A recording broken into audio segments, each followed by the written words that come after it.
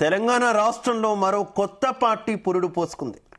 2025 September 17న MLC Teenmar Mallanna BCUF BC united front పేరుతో తాజ్ కృష్ణ హోటల్లో రాజకీయ పార్టీ ఏర్పాటు చేయబోతున్నారు. ఆ రోజే పార్టీ విధి విధానాలు, జెండా ఆవిష్కరణ చేయబోతున్నారు. ఆయన పార్టీలో బీసీలకు ప్రాధాన్యత ఇవ్వబోతున్నారని సమాచారం.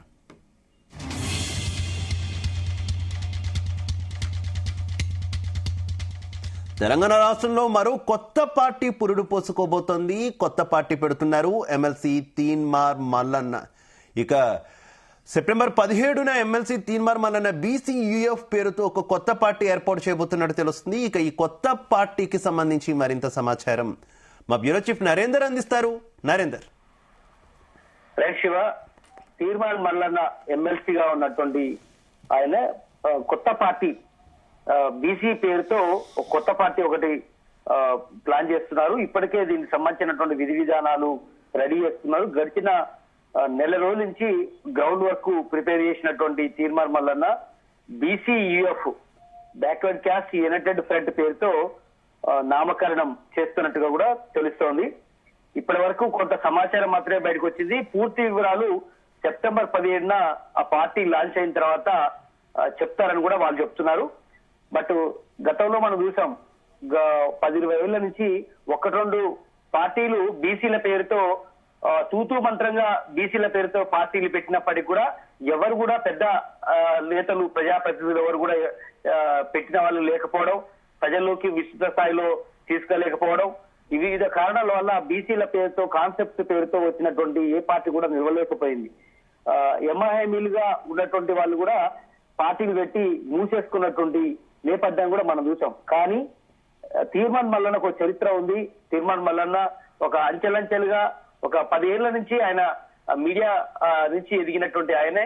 తర్వాత 1-2 అటెంప్ట్లు ఎమ్మెల్సీగా పోటీ చేసి చివరికి 3వ ఆయనే తీన్మార్ మల్లన్న ఎమ్మెల్సీగా గ్రాడ్యుయేట్ నుంచి పోటీ చేసి గెలవడం, దాని తర్వాత ఆయన సంచలనంగా మారినటువంటి పరిస్థితి కూడా మనం చూసాం. కాంగ్రెస్ పార్టీలో ప్రస్తుతం ఆయన లేకపోయినప్పటికీ, కాంగ్రెస్ అనుబంధ ఎమ్మెల్సీగానే ఉన్నప్పటికీ ఆయన కాంగ్రెస్ తో ప్రజెంట్ అంటిముట్టనట్టుగా ఉన్నారు. ఏకంగా సీఎం రేవంత్ రెడ్డితోనే ఆయన వైరుధ్యం పెట్టుకున్నటువంటి పరిస్థితి కూడా మనం చూసాం. ప్రధానమైనటువంటి కారణం ఏంటంటే రేవంత్ రెడ్డి కేవలం అగ్రవర్ణాలు, అగ్రకులస్తులకు మాదిరిగానే వ్యవహరిస్తున్నారు. బీసీల తరఫున ఆయన ఎప్పుడు కూడా మాట్లాడట్లేదు, బీసీల ప్రయోజనాల కోసం ఆయన పాల్పడట్లేదని కూడా తీన్మార్ మల్లన్న చాలాసార్లు సంచలన వ్యాఖ్యలు చేశారు. వరంగల్లో భారీ మీటింగ్ పెట్టారు. బీసీ కులగణన అప్పటి నుంచి కూడా అటు రేవంత్ రెడ్డికి, తీన్మార్ మల్లన్నకు కూడా కొంత వైరుధ్యం ఏర్పడింది. దాని తర్వాత పార్టీ క్రమశిక్షణ రహితం కింద పార్టీ ఏదైతే కులగణన పత్రాలను చింపివేసిన నేపథ్యంలో ఆయన ఆ రోజు సస్పెండ్ చేసినటువంటి పరిస్థితి మనం చూసాం గాంధీ భవన్ నుంచి. దాని తర్వాత నుంచి ఆయన వ్యూహాత్మకంగా అడుగులు వేసుకుంటూ వస్తున్నారు. మొన్న రీసెంట్ గా కూడా మనం చూసాం బీసీలకు 42% రిజర్వేషన్ సంబంధించినటువంటి అంశం మీద ఆయన పెద్ద ఎత్తున గుంటెత్తారు. ఖచ్చితంగా రాష్ట్ర ప్రభుత్వం కేవలం బీసీల ఓటు బ్యాంక్ తో రాజకీయాలు చేస్తుందని కూడా చెప్పే ప్రయత్నం చేస్తున్నారు. బీఆర్ఎస్ గానీ, బీజేపీ గానీ అన్ని కూడా ఒకే తాను ముక్కలుగా వ్యవహరిస్తున్నటువంటి పరిస్థితి కూడా ఉన్నాయి. నిజంగా బీసీల కోసం ఒక కొత్త పార్టీ రావాల్సిన అవసరం ఉందని కూడా ఆయన చాలా సార్లు కూడా ఆయన చెప్పినటువంటి పరిస్థితి కూడా ఉంది. అయితే భావసారితో ఉన్నటువంటి చాలా మంది బీసీ మేధావులు ఉన్నారు, బీసీ ఇంటలెక్చువల్స్ ఉన్నారు. అదేవిధంగా బీసీలో చాలా మంది ఇప్పటికే ఎంపీలుగా కొనసాగుతున్నటువంటి వాళ్ళు ఉన్నారు, ఎమ్మెల్యేలుగా ఉన్నారు, గతంలో మాజీలుగా పనిచేసినటువంటి వాళ్ళు కూడా ఉన్నారు. వాళ్ళందరితో ఇప్పటికే తీన్మార్ మల్లన్న ఫోన్ లో మాట్లాడుతున్నారు. కొంతమంది స్వయంగా కూడా కలిసి. అయితే నరేందర్, ఎంతవరకు ఈ బీసీ రాజకీయం అనేది వర్కౌట్ అవుతుంది అనుకోవాలి? ఉమ్మడి రాష్ట్రం నుంచి కనుక మనం చూసుకుంటే చిరంజీవి ప్రజారాజ్యం పార్టీ పెట్టినప్పుడు కూడా అత్యధిక స్థానాలు ఇచ్చిన అంత ఇంపాక్ట్ ఎక్కువగా కనిపించలేదు. అలాగే ఆర్ కృష్ణయ్యను రాష్ట్రం విడిపోయిన తర్వాత తెలంగాణ ముఖ్యమంత్రి అభ్యర్థిగా ఒక ఐకాన్ గా చెప్తారు బీసీలకు. ఆర్ కృష్ణయ్యను ముఖ్యమంత్రి అభ్యర్థిగా ప్రకటించినా పెద్ద ఇంపాక్ట్ చూపించలేదు. ఇక ఆంధ్రప్రదేశ్ లో మనం చూసుకుంటే బీసీవై పార్టీ ఎన్నికలకు ముందు బీసీల కోసం ఒక పార్టీ అంటూ కూడా వచ్చినటువంటి సిచ్యువేషన్, అది కూడా ఎక్కడ ఇంపాక్ట్ చూపించిన పరిస్థితి లేదు. ఇప్పుడు తెలంగాణలో అన్ని పార్టీలు కూడా బీసీ నినాదమే ఎత్తుకున్నటువంటి నేపథ్యంలో మరోసారి బీసీల కోసం ఒక ప్రత్యేక పార్టీ ఎంతవరకు వర్కౌట్ అయ్యే అవకాశం ఉందని అంచనా వేయచ్చు? శివ, కరెక్టే మీరు చెప్పిన దాంట్లో. ఎందుకంటే గతంలో ప్రజారాజ్యం నుంచి మొదలు పెట్టుకుంటే దేవేందర్ గౌడ్ పార్టీ గానీ, అదేవిధంగా ఇంద్రారెడ్డి గానీ చాలా మంది కూడా ఎంఐఎంఈలు మంత్రులుగా పనిచేసిన వాళ్ళు కూడా దుకాణం మూసేసుకోవాల్సిన పరిస్థితి కూడా మనం చూసాం. కానీ అప్పుడున్నటువంటి పరిస్థితులు తెలంగాణ కోసం అది పార్టీలు పెట్టారు, దాన్ని పూర్తి స్థాయిలో నడపలేని పరిస్థితి కూడా ఉంది. కానీ బీసీ కాన్సెప్ట్ తో పెట్టినటువంటి పార్టీలు చాలా తక్కువ అని చెప్పని 1-2 వేల మీద లెక్క పెట్టేటువంటి పరిస్థితులు ఉన్నాయి. కానీ ఇప్పుడు మల్లన్నకు కలిసి వచ్చేటువంటి పాజిటివ్ అంశాలు ఏంటంటే మొత్తం అన్ని పార్టీలు కూడా బీసీలకు మేము 42% ఇవ్వబోతున్నాము స్థానిక సంస్థలు అని చెప్పడమే కాకుండా భవిష్యత్తులో చట్టసభల్లో కూడా అంటే ఎమ్మెల్యే ఎంపీ సీట్లలో కూడా 42% రిజర్వేషన్ అనేది ఖచ్చితంగా భవిష్యత్తులో వచ్చే అవకాశం ఉందన్నటువంటి ఈ నేపథ్యంలో ఖచ్చితంగా ఒక తెలంగాణ మూవ్మెంట్ లాగానే బీసీ మూవ్మెంట్ అయితే నెమ్మదిగా స్టార్ట్ అయిందని చెప్పొచ్చు. ఒక చాప కింద నీరులాగా తెలంగాణ వ్యాప్తంగా ఇది ఉంది. తెలంగాణ వ్యాప్తంగా కాదు, ఆల్మోస్ట్ 2 తెలుగు రాష్ట్రాల్లో కూడా ఇది పెద్ద ఎత్తున ఇష్యూగా ఉంది. గతంలో బీహార్ లో కానీ చాలా రాష్ట్రాల్లో కూడా దీని ప్రభావం కొంతవరకు పనిచేసింది. దాని తర్వాత అది నెమ్మదిగా తగ్గుతూ వస్తుంది. కానీ ఎందుకో తెలంగాణలో దీని మీద చాలా పెద్ద ఎత్తున అగ్రెసివ్ గా నడుస్తున్నటువంటి పరిస్థితి. ఈ మధ్య కవిత కూడా ఈ అంశం మీద ఎత్తుకుంది, పార్టీ నుంచి విభజించి బయటకు వచ్చింది.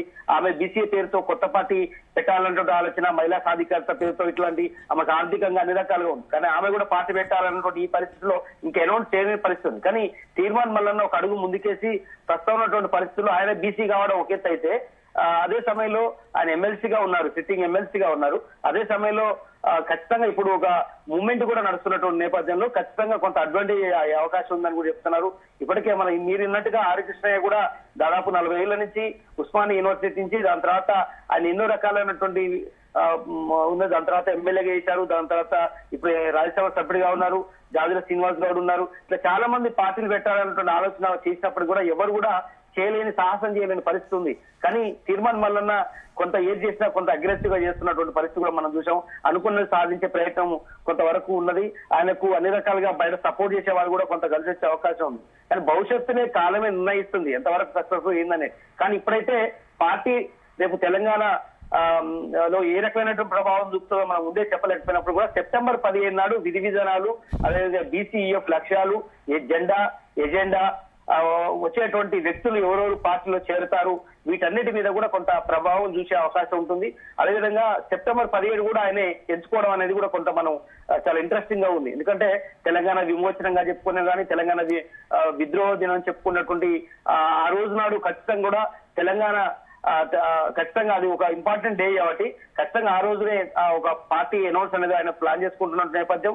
కొంత తెలంగాణకు భావాజాలు ఉన్నటువంటి వ్యక్తి, అదే సమయంలో బీసీల కోసం కొంతవరకు మాట్లాడుతున్నటువంటి నేపథ్యంలో ఖచ్చితంగా బీసీఎఫ్ సక్సెస్ అవుతుంది అనేటువంటి ఆలోచన ఆయన మనసులో ఉంది.